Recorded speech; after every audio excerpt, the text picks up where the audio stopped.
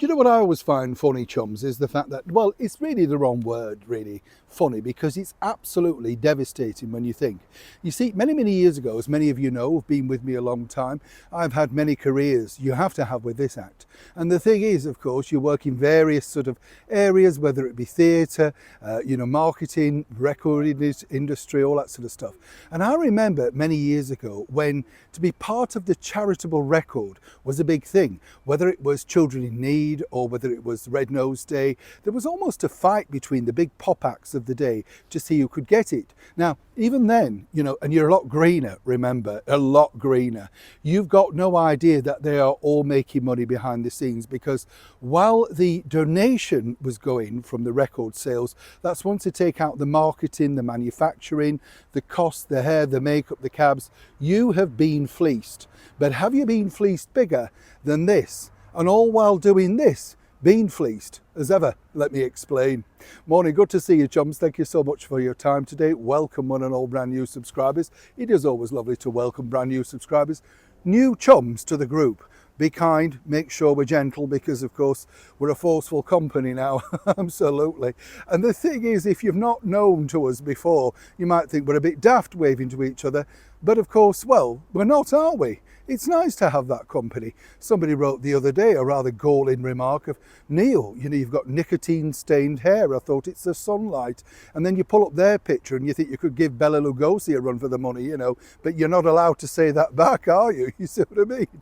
I just love the way people compliment each other with a backhanded compliment. You might say the same thing, of course, about this particular charity.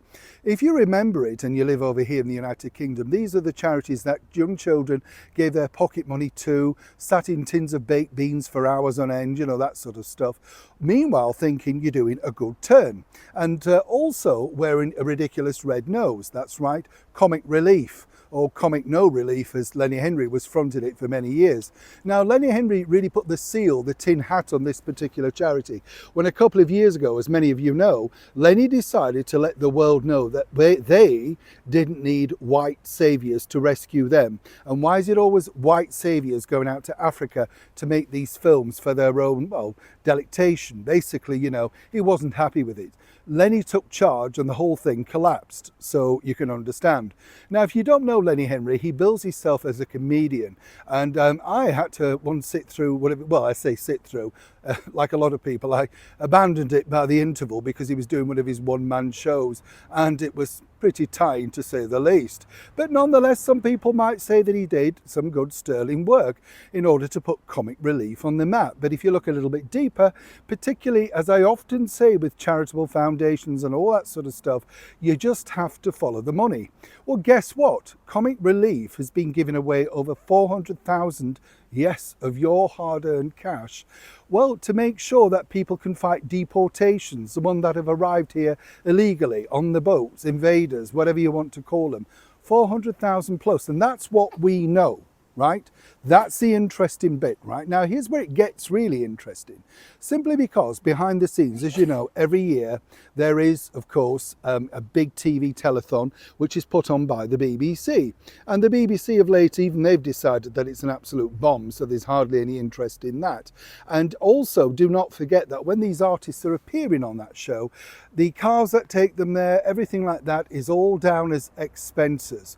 There's no fees, but there are plenty of expenses. And also now, not just the shameful BBC will have to reconsider their position with this very difficult charity to be associated with, but also this leading supermarket too. That's right, Sainsbury's. They are the official merchandise seller of comic relief branding. Now, again, to be honest with you, chums, when I've seen it and I've been in there, and you just look as you're buying your shopping or standing at the till, wondering whether you can afford that tube of toothpaste, The thing is, it's really expensive stuff and it just disappears. When they used to sell them down and then you might get a red nose for 10p, you never see it now, just gone. Like everything, they just bring it out the next time around.